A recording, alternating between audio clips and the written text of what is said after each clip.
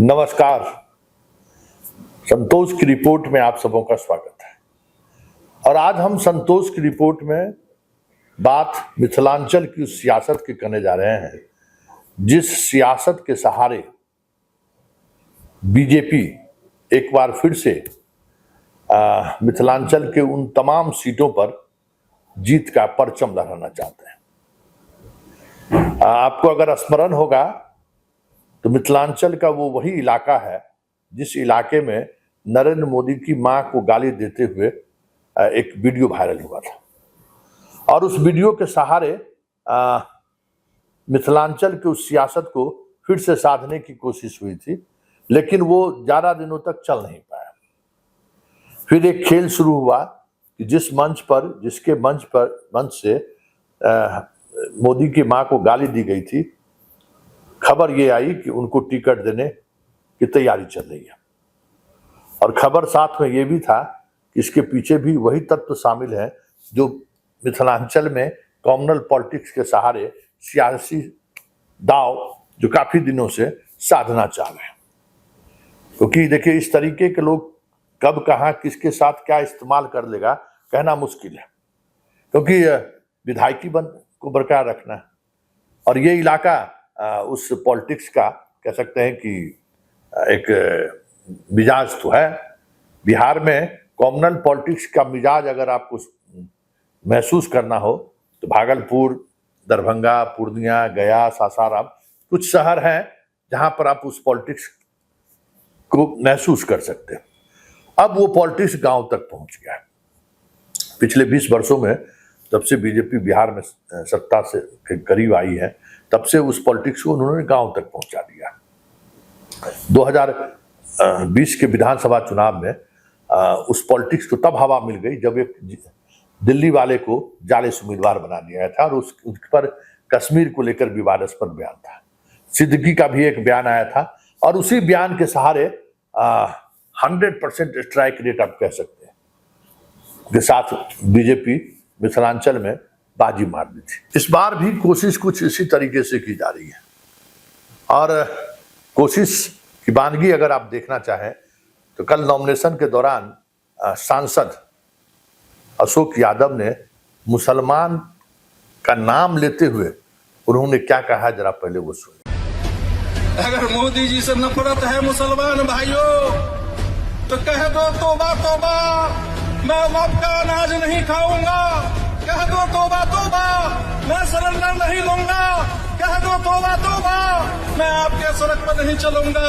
कह दो तौबा तौबा, नदी हेल के जाओ, हमारे बनाए हैं पुल पर मत चलो। तब समझेंगे कि तुम मोदी जी का विरोधी हो, मोदी जी का विरोधी हो।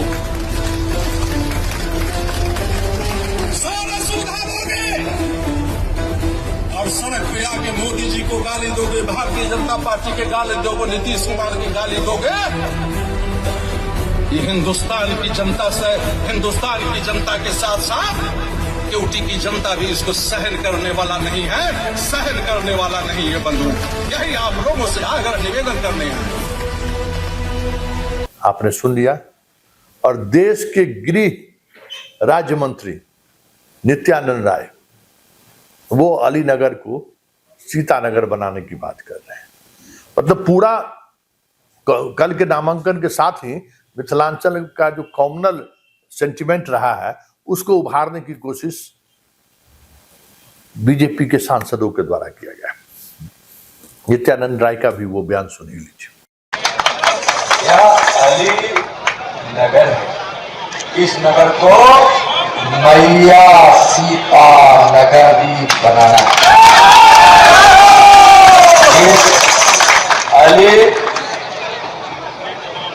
नगर को मैया सीता नगर बनाना है और इसकी जिम्मेदारी दोनों हाथ उठाकर मैं।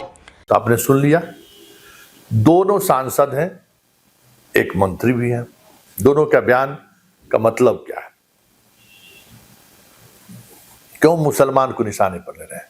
सीधे तौर पर क्यों अलीनगर को सीतानगर बनाने की बात कर रहे हैं? ताकि जो कॉमनल सेंटिमेंट है वो सेंटिमेंट उभर पाए। इस बार बीजेपी ने वहां पूरा सभी प्रत्याशियों को फिर से मैदान में उतार दिया और उन तमाम प्रत्याशियों के खिलाफ खासा गुस्सा है। लोग काफी गुस्से में, जगह जगह विरोध हो रहा है, अभी भी हो रहा है। लोगों के अंदर में जिद बैठी गया है कि इसको हरा दिया जाए। और जो सिचुएशन है, न मोदी में वो ताकत है, न नीतीश में अब न वो ताकत बची रही है कि वोट को ट्रांसफर करा सके। जो लाभुक योजना है, उस लाभुक योजनाओं के सहारे जो महिलाओं का वोट वो ले ले। मास वोट मिलने के लिए जो एक वोटर का जो सेंटिमेंट होना चाहिए या वोटर के अंदर जो उत्साह होना चाहिए, वो उत्साह कहीं बिहार में नहीं दिख रहा है, इसलिए मिथिलांचल में भी नहीं दिख रहा है। और ऐसे में बीजेपी के पास एकमात्र एजेंडा कम्युनल पॉलिटिक्स है। उसी पॉलिटिक्स के सहारे चीजों को साधा जा सकता है। यह अलग बात है कि नीतीश कुमार उस मिजाज में नहीं है, नहीं तो इस तरीके की पॉलिटिक्स नहीं चलती। बिहार में कभी भी बीजेपी इस तरीके की पॉलिटिक्स चलाने की कोशिश की है तो नीतीश कहीं न कहीं किसी न किसी रूप में इस तरीके की पॉलिटिक्स पर ब्रेक लगाई है। वैसे दोनों सांसद के बयान के बाद ये अलग बात है कि मुसलमानों की तरफ से कोई प्रतिक्रिया नहीं आई है। मुसलमान बहुत ही कैलकुलेटिव होके, मतलब एकदम जोड़ घटाव करके चीजों को ऑब्जर्व कर रहा है। लेकिन एक सवाल तो है, इस देश में मुसलमानों को लेकर जिस तरीके की धारणा बीजेपी बना रही है, कब तक ये चीजें चलती रहेंगी? क्योंकि इससे कहीं न कहीं देश को नुकसान तो जरूर हो रहा है। भले आपकी सियासी रोटी सेकी जा रही है, सियासत में आप बार बार इस एजेंडे को शामिल कर आप जीतते जा रहे हैं, लेकिन इस एजेंडे से देश कमजोर हो रहा है। लेकिन सवाल देश के लिए किसी को है क्या? देश के लिए इस पर देश की बात करें, किसी को नहीं है। सिर्फ बात इसी को लेकर है कि किसी तरीके से हम चुनाव जाए।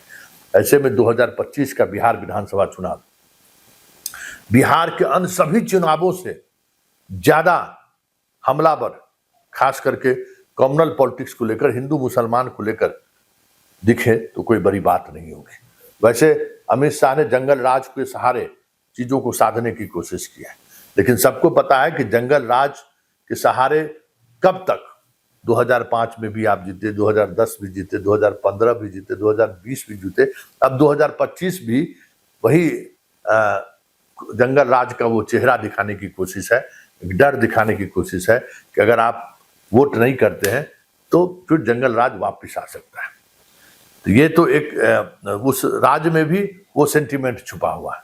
लेकिन कम्युनल पॉलिटिक्स को जिस तरीके से हवा नॉमिनेशन के दिन से ही देनी शुरू हुई है, इस बार का चुनाव अन्य चुनावों से अलग दिख जाए तो कोई बड़ी बात नहीं होगी, क्योंकि अब चीजें धीरे धीरे उस तरफ बढ़ाई जा रही है ताकि बिहार, पूरे देश के सभी राज्य इस मिजाज में, इस मूड में चला गया है, जो कम्युनल पॉलिटिक्स का जो मूड है।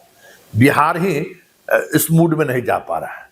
मतलब संघ के स्थापना के 100 साल बाद भी बिहार ही एक ऐसा प्रदेश है जहां आज भी बीजेपी आधी से कम सीटों पर चुनाव लड़ रही है।